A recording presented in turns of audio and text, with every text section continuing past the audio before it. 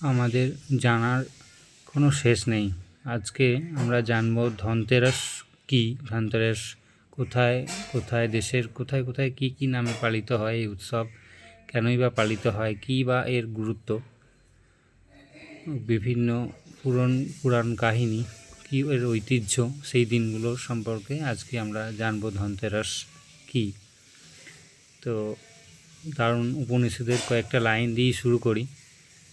অসত মা সদ্গময়, তমস মা জ্যোতির্গময়, মৃত্যুর মা অমৃতগময়, ওং শান্তি ওং শান্তি ওং শান্তি। অসৎ হতে সত্যে নিয়ে যাও, অন্ধকার হতে আলোয় নিয়ে যাও, মৃত্যু হতে অমরত্বে নিয়ে যাও, সর্বত্র যেন ছড়িয়ে পড়ে শান্তির বার্তা। হিন্দুরা এদিন গৃহে সারি সারি প্রদীপ জ্বালান। দীপাবলির অর্থ প্রদীপের সমষ্টি। প্রদীপের আলোয় স্বর্গের দেবতাদের গৃহে বরণ করে নেওয়া হয়। নতুন পোশাক ও মিষ্টি পরিবার ও বন্ধুদের মধ্যে দানের প্রচলন আছে। এদিন শ্রীরামচন্দ্র 14 বছর বনবাসের পর অযোধ্যায় ফিরে আসেন। অযোধ্যাবাসী তাদের প্রিয় রাজাকে ফিরে পেয়ে প্রদীপ জ্বালিয়ে বরণ করেছিলেন। 1619 খ্রিস্টাব্দে ষষ্ঠ শিখ গুরু হরগোবিন্দ মুক্তি পেয়েছিলেন বলে শিখরাও এই দিনটিকে যথাযোগ্য মর্যাদা সহ পালন করেন। আর্য সমাজের প্রতিষ্ঠাতা স্বামী দয়ানন্দ সরস্বতীর এই দিনে মহাপ্রয়াণ ঘটেছিল। আর্য সমাজীরা এই দিন ষষ্ঠী হিসাবে পালন করেন। আশ্বিন মাসের কৃষ্ণ ত্রয়োদশীর দিন ধনতেরাসের মাধ্যমে দীপাবলি উৎসবের সূচনা, আর কার্তিক মাসের শুক্লা দ্বিতীয়া তিথিতে ভাইফোঁটা অনুষ্ঠানের মাধ্যমে এই উৎসব শেষ হয়। নবরাত্রি উৎসব, দুর্গোৎসব যেটা, শেষ হওয়ার 18 দিন পর দীপাবলির উৎসব শুরু হয়। দীপাবলির উৎসব ভারতীয় ব্যবসায়ী সম্প্রদায়ের অর্থবর্ষের সূচনা। ধন্বন্তরী পুজোর দিন অনুষ্ঠিত হয় ধনতেরাস। হিন্দু ঐতিহ্য অনুসারে এই তিথিতে ধন্বন্তরী দেব সমুদ্র মন্থনের সময় আবির্ভূত হন। তিনি এক হাতে অমৃত পাত্র, অন্য হাতে আয়ুর্বেদ। তিনি দেবগণের বৈদ্য। এই উৎসবটি লক্ষ্মী পুজো হিসেবে পালিত হয়।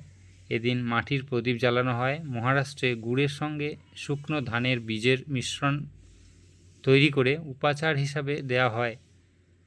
চালের গুঁড়ো ও সিঁদুর দিয়ে ছোট ছোট লক্ষ্মীর পায়ের ছাপ সারা বাড়িতে আঁকা হয়, যাতে দেবী লক্ষ্মীর দীর্ঘ প্রতীক্ষিত আগমন বোঝা যায়। ধনতেরাসের রাতে লক্ষ্মী ও ধন্বন্তরীর সামনে সারা রাত প্রদীপ জ্বালিয়ে রাখা হয়। হিন্দুরা এই দিনটিতে নতুন সোনা রূপোর গয়না কেনাকে অত্যন্ত শুভ মনে করে।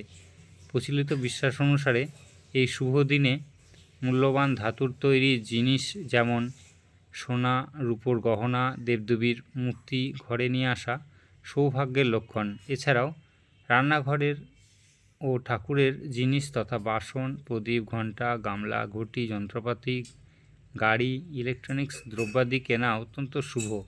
ঘরের চৌকাঠে প্রদীপ প্রজ্বলিত করা হয়। এই প্রদীপ অকাল মৃত্যু এড়াতে দীপাবলির উৎসবের দিন যম দেবতার কাছে অর্ঘ্য হিসাবে প্রদান করা হয়। এদিন চাষিরা গৃহের গবাদি পশুর বিশেষ যত্ন ও পুজো করে থাকেন। ত্রিদোষের প্রতিকার হেতু দক্ষিণ ভারতের তামিলনাড়ুতে নরক চতুর্দশীতে সূর্যোদয়ের পূর্বে বাড়ির মেয়ে জামাইকে মারান্ডু খাওয়ানোর রীতি আছে। গুজরাতিরা এই দিন নতুন বছরের শুভারম্ভ হিসাবে মালপোয়া তৈরি করেন। এদিন সমুদ্র মন্থনের সময় দেবী লক্ষ্মী স্বয়ং দুধসাগর থেকে আবির্ভূত হয়েছিলেন বলেই এই দিন দেবী লক্ষ্মীর পুজো করা হয়। যেহেতু লক্ষ্মী ধনের দেবী, সেই জন্য এই ধন রক্ষা করার জন্য কুবেরেরও পুজো করা হয়ে থাকে। কিংবদন্তি অনুসারে রাজা হিমের 16 বছর বয়সের পুত্রের বিবাহের চতুর্থ দিন সাপের কামড়ে মৃত্যুর পূর্বাভাস ছিল।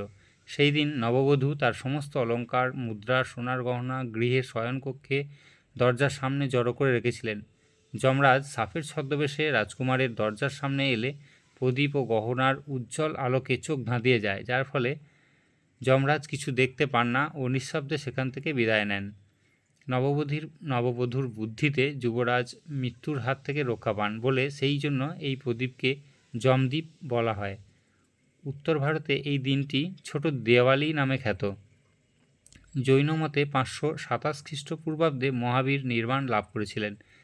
তিনি এই দিন পার্থিব জগতের মায়া ত্যাগ করে মোক্ষের পথে ধ্যানমগ্ন হন। সেই জন্য এই দিনটিকে জৈনরা অত্যন্ত শুভ দিন বলে মনে করেন।